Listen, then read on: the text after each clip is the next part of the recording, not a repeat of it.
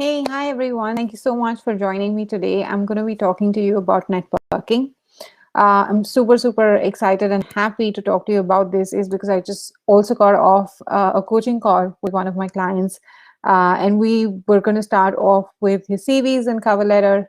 But the good news that came in is that he already has 2 job offers in mind, which came in through networking. So I'm really happy that I started my day that way. And I'm also going to be talking to you about it and educating you on how it can really be beneficial for you in your job search.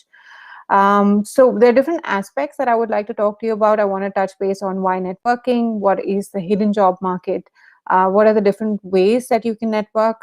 Some can be online, offline, primarily online, of course, because we're still in the pandemic.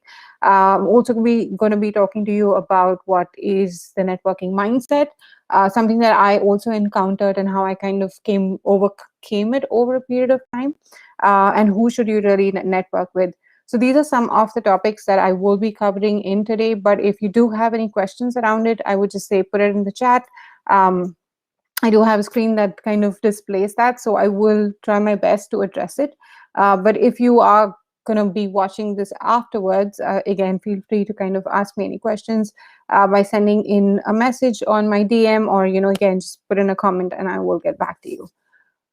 Great. So started off, of course, with some good news, but just to educate you what really networking is, it's purely about building and expanding your personal relationship with people so that you increase your opportunities, as well as information about different opportunities out there. There are a lot of individuals often ask me why they should be networking. I will definitely talk about my own story about moving from India to Berlin, and how life changed, how my outlook about networking changed as well. But the primary reason that you should be networking is purely to meet with new people, and of course, kind of regenerate or rebuild your relationships with your former colleagues. You By doing so, you also kind of learn about new opportunities out there, but you also keep yourself on top of the industry trends. What are the new opportunities on that front? How should you upskill? If there's anything that you really need to know, you always can come to know about it through these conversations. My personal favorite is to always learn about people's jobs. One of the things that I had done is when I moved from the HR track to a career coach, and I really wanted to know whether this is for me. I actually reached out to coaches across the globe. I still remember talking to someone from the States, talking to, of course, coaches here in Berlin, talking to coaches in schools and academies to try and understand what is it for them, what is their day-to-day like, what is it that really they enjoy doing. Because that kind of helped me make my decision, right? So if you are in a space where you're maybe a career changer, you don't know what it is to do a new job, I would look for people with similar skills in other companies who've also, of course, changed careers, so that you can resonate with them and also kind of build a relationship with them. So I think it's extremely interesting as to what and why would you really do it. But of course, it's, in a long run, it is definitely beneficial, to just have someone that you can, kind of have a conversation with. Someone can also, these networking conversations sometimes also lead to finding a mentor. So, have the right intent, and then make sure that you completely, give your 100% to it. What I want to kind of educate you about networking, something that's called the hidden job market. I'm not sure if you already know about it. And I'm not even sure if you know that there are 80% of job roles that actually do not get listed on the website. It's not up on the website. It's neither up on LinkedIn or any other job board. So for you to be able to be that first person and get your foot into the door, the best way to kind of do that is through networking. I also, actually, coincidentally, it's been a great day for me when I speak to a lot of my clients who are doing really well. I was speaking to someone an hour ago, and she was telling me that she's going to be applying for a role and she needs me to help her with the interview coaching aspect, but doesn't have the job description yet. And that's exactly what the hidden job market does. the jobs will never get posted. They usually come in through as referrals. So you might know of someone who would be hiring for their team, and they have someone they know that might be a good fit, right? So and that's where you kind of come in. So I would say that when you start to network, the intent is to get to know the person, and then eventually hope that they do have a job opening, they do remember you, and send in your application before it's actually even on the company website. So that is ideally the hidden job market that you should be targeting. Yeah, so you have less competition because of course it's not posted, there aren't applications, and we as recruiters or we as an organization would rather prefer looking at or speaking to a person who's already spoken to someone, who's already been pre-vetted by an employee of the organization. You as a person, of course, is more real than pile of applications that come in. It saves a lot of time for someone to kind of interview a referral over looking at applications again. It saves a lot of money in a way where you don't have a huge interview panel who's interviewing 30 people for just that one open job position. So the hidden job market favors companies a lot, but it also favors candidates by getting yourself or getting your foot in the door when the market can be more competitive if the job really has to be posted.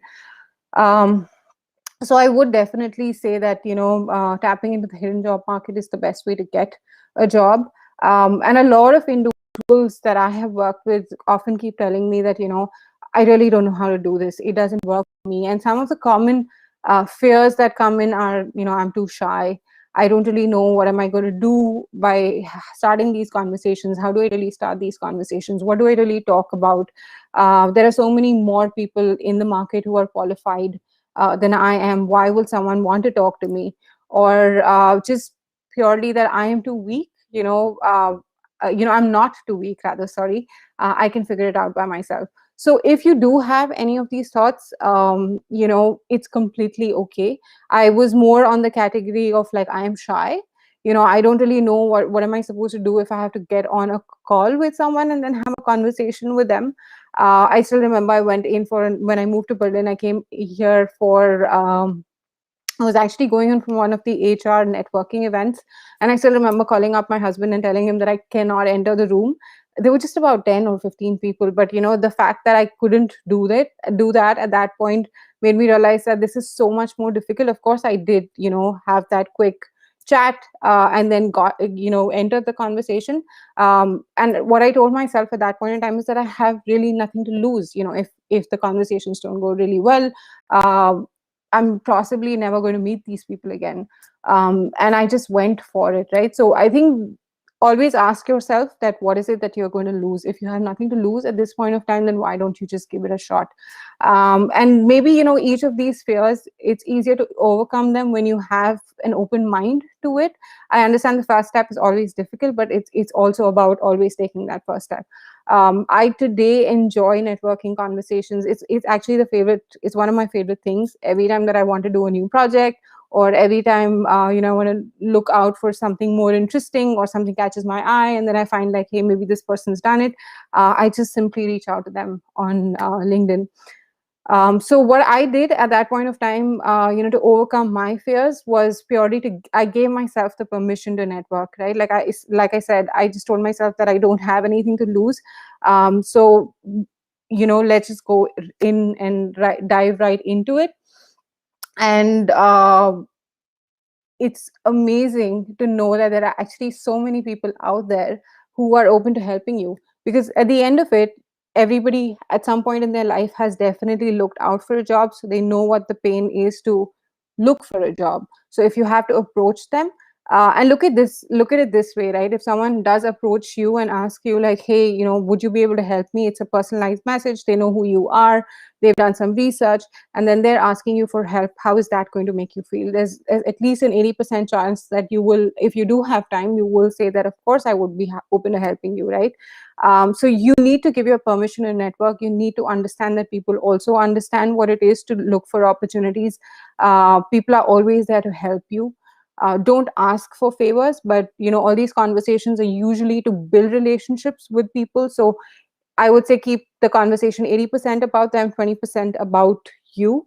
Have the attitude of that we are in this together. So of course, you're getting to know them, but through the conversation, if you realize that they have something of interest and you have a friend who you would like to connect them with, you can also kind of pay it forward almost immediately into that call. So it's not, networking conversations are not so much more about like, you need to help me and I want a job in your company kind of conversations, but it's about getting to know the person and actually doing things together.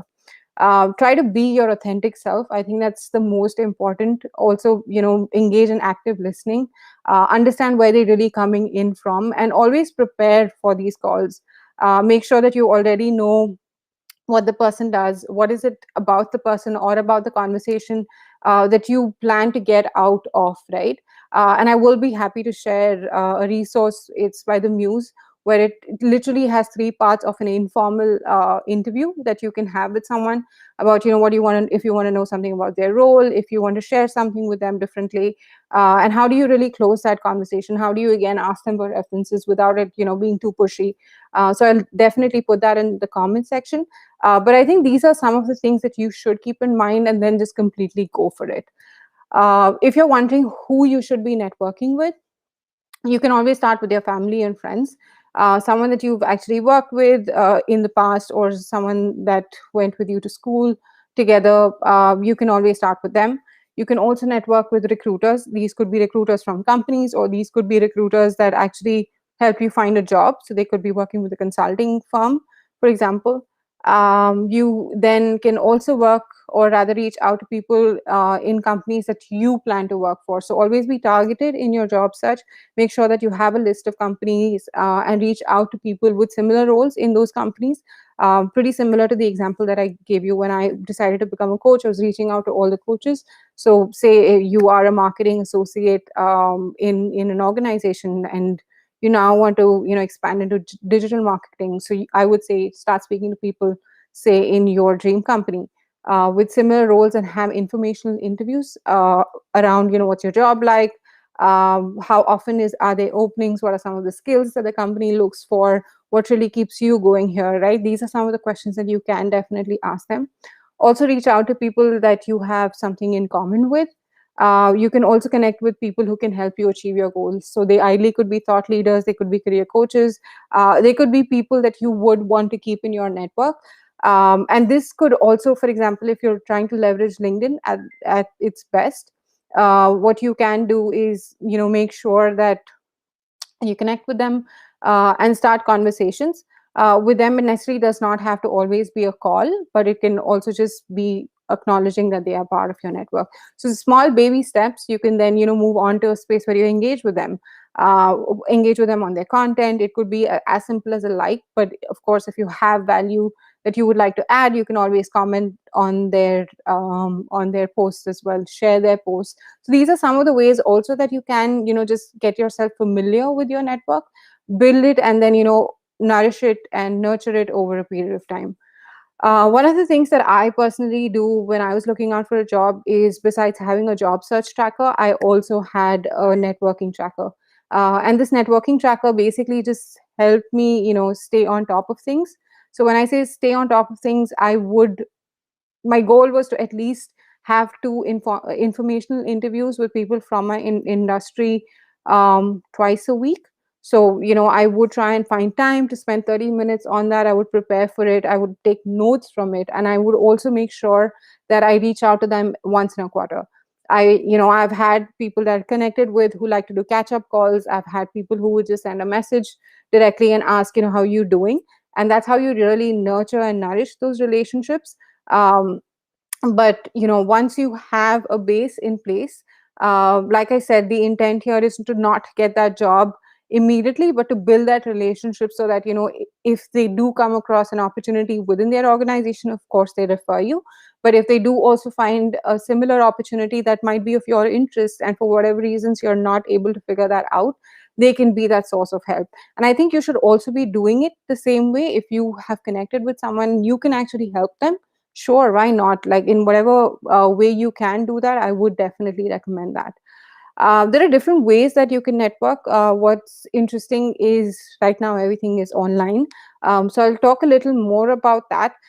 There's Clubhouse, which is the next place where people are networking, right? I do understand it's difficult to, kind of put yourself out there and put your, for example, your video on a webinar session that you'll be attending, but you can do that very differently on Clubhouse. And I know a lot of people who are networking with each other. So try and enter these different rooms that interest you. It could be something that's professional, it could be something that's personal, but you will be surprised how great relationships start where you don't really know of that person, but you've heard them somewhere and you start to connect with them. So I would say that if you're on Clubhouse, that's a good place to start. Besides that, also do personal outreaches. Like I said, people that you might want to talk to, or someone that you really look up to in terms of their career trajectory.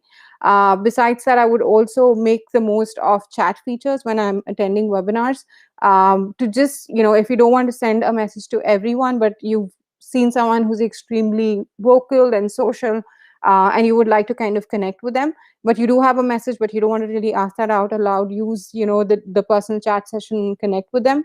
But after every session, I would say that it's good to just send them a LinkedIn message saying that, hey, we just met at the webinar and I thought I would connect with you, right? It's good to just have people in your network, and then you can kind of recharge that relationship when you feel like there is a need to do that. With offline networking, I would say you would have meetups. Before, it seems so ancient now because here in Germany we've been on a lockdown since November, or like since a year, right? So we've really not had any of these events. So I'm just trying to go back and think of the events. So, but I do remember attending a lot of networking events. Do remember attending career fairs as well, and these are always good spaces to reach out to people. They could be speakers that sessions that you've attended. They could just be people that you've met. Like there's always a breakout session after that. So I would always hang out and just try and get myself familiar with people from different industries, and just learn about their journey. So I think those are some of the offline events that I can think of at the top of my head. But what's really important when you go in for either an online or an offline networking event is to make sure that you have your elevator pitch in place. So always have like a crisp, maybe 30-second introduction about yourself, where you tell somebody that you're introducing yourself to about who you are, what you do, and what is it that you're really looking out for, right? So if you do know, or like, for example, it's a speaker that you're speaking to at an event, you already have some background about the work that he's done, and say he's published a blog recently, maybe you can end your statement with building a conversation on that. So always having that brief introduction about who you are, what you do, what you know about that person, and then make that into a conversation always comes in handy.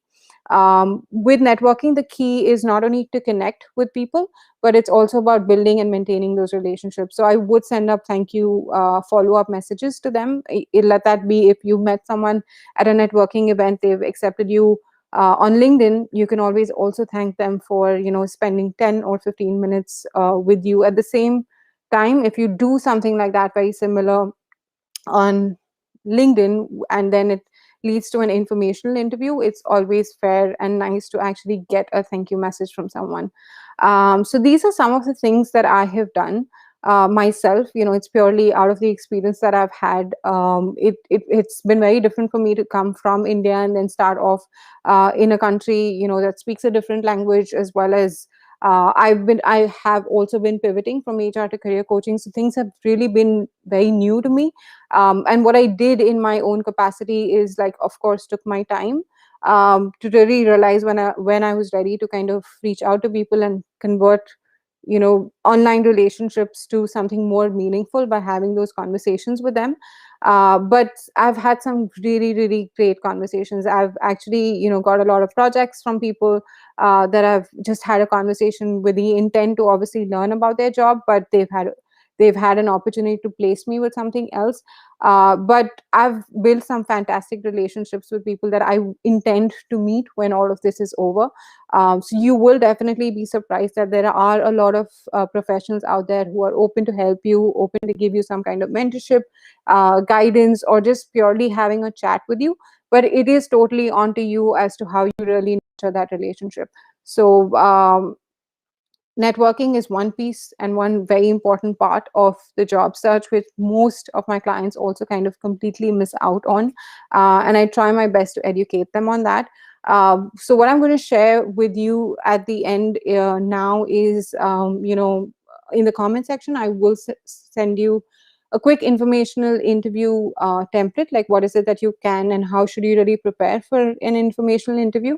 And the other is that how do you really reach out to people during the pandemic and ask them for some advice on their job search. So both of them are resources that you might also find helpful. But in the meanwhile, if you do have any questions, I would say feel free to put that right in here.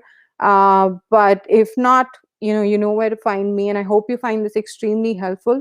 I would start small. Just I would start small with just maybe telling myself, or telling yourself rather, that you're going to be aiming to reach out to one person in per month, and see how you really feel about it. Like some people like to do this more in person. I'm someone who likes to do it virtually, so because I feel like it's in my own it's in my own comfort zone. I'm not really asking someone to kind of meet out, etc. So just understand what is really working for you. If it is something that you enjoy doing, and honestly, you're only going to know about it once you do that first call. So do that one call per month, increase that to 2 calls per month, and then gradually keep increasing that. But when you're literally at the peak of your job search, there's really no other way to get your foot in the door, because a lot of applications come in from the website. Sometimes it can get missed, and if you do not want to get missed out, your application to get missed out, the best way to do is to get your application in through someone who already works in the organization. So networking helps there as well. So I hope you found this really helpful. Like I said, if you do have any questions, leave your comment behind, and I will do my best to answer it. Thank you so much in the meanwhile for being here with me, and I will see you soon.